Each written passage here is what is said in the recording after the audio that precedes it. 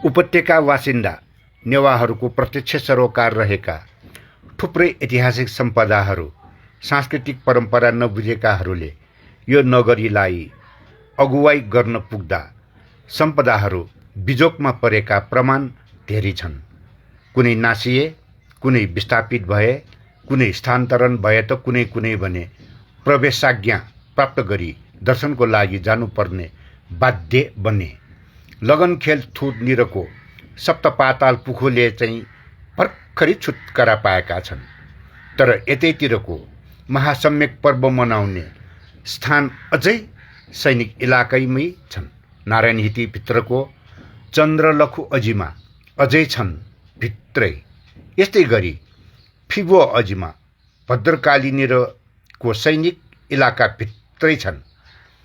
यस आजको भिडियो मानन्दहरूको कुल देवता दुग्धख्य स्थल पनि नयाँ धरहरा परिसर भित्र परेको दृश्य यहाँहरूमा पस्केको छु।